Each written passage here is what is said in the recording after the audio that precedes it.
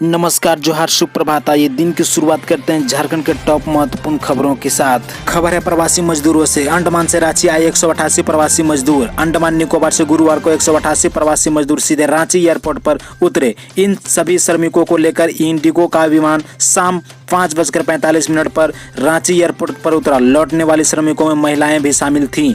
अंडमान से दूसरी बार प्रवासी रांची एयरपोर्ट पर लाए गए हैं।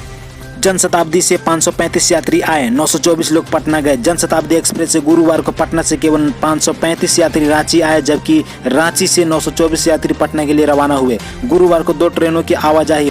दिन के 10:30 बजे दिल्ली से आई राजधानी स्पेशल सुपरफास्ट ट्रेन से 1154 यात्री रांची आए, जबकि यहां से दिल्ली जाने वाले यात्रियों की संख्या 724 रही।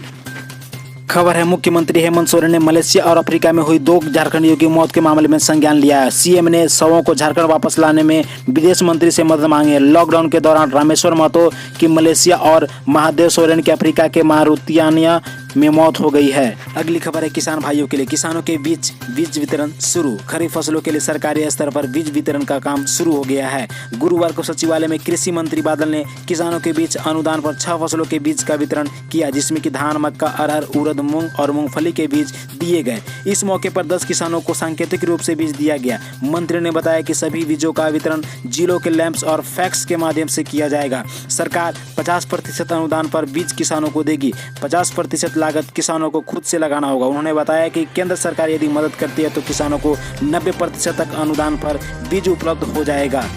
खबर है शहर में आज से देना होगा पार्किंग शुल्क। रांची नगर निगम शुक्रवार से पार्किंग शुल्क वसूलने की तैयारी में है। इस संबंध में गुरुवार को उप नगर आयुक्त ने आदेश जारी भी कर दिया है। फिलहाल निगम अपने स्तर से पार्किंग शुल्क की वसूली करेगा। इस काम के लिए निगम ने अपने इन्फोर्समेंट सेल को काम पर लगाया। पूर्व में निर्धारित दर से ही लोगों को पार्किंग शुल्क देना होगा। बाइक सवार को प्रति 3 घंटा 5 व कार के लिए प्रति घंटे के लिए 20 रुपये शुल्क देना होगा। 25 मार्च को लागू हुए लॉकडाउन के बाद ही निगम में पार्किंग शुल्क वसूलना बंद कर दिया था और शहर में निगम के करीब 20 से अधिक पार्किंग स्थल है। पार्किंग स्थल बंद होने से निगम को बीते 2 माह में 2 करोड़ से अधिक का नुकसान हो चुका है। खबर है एक और कोरोना मरीज ने दम तोड़ा। रिम्स में हड़कंप। रिम्स के न्यूरो सर्जरी आईसीयू में गुरुवार को एक और कोरोना मरीज की मौत हो गई। वह कोकर का रहने वाला था और सेना से रिटायर था। मौत के बाद जब परिजनों ने उसके कोरोना पॉजिटिव होने की जानकारी दी तो रिम्स में हड़कंप मच गया। इसी के साथ राज्य में गुरुवार को कोरोना के 60 नए मरीज मिले हैं। इसके साथ ही सूबे में संक्रमितों की संख्या 837 पहुंच गई है। नए मरीजों में पूर्वी सिंहभूम कोडरमा के 13 शामिल हैं। गढ़वा में 10, सिमडेगा में 9, हजारीबाग में 4, गुमला और खूंटी में 3, जबकि पलामू लातेहार में 1 मरीज मिले हैं। रांची में भी 3 मरीज मिले हैं।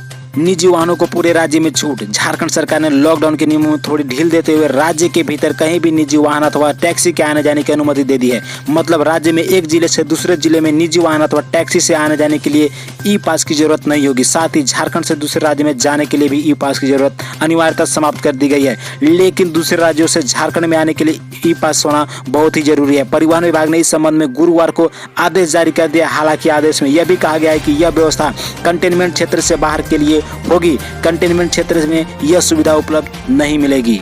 अगली खबर है झारखंड मौसम विभाग से। 2 दिनों तक तेज हवा के साथ बारिश के आसार। आकाश में बादल छाए रहने और बारिश होने के कारण राज्य के कई हिस्सों में मौसम ठंडा रहा। मौसम विभाग के अनुसार राज्य में अगले 2 दिनों तक आसमान में हल्के बादल छाए रहने की संभावना है। इस दौरान कहीं कहीं तेज हवा के साथ हल्की बारिश हो सकती है। मौसम वैज्ञानिकों के अनुसार 7 जून के बाद आसमान में छाए बादल हल्के हो सकते हैं।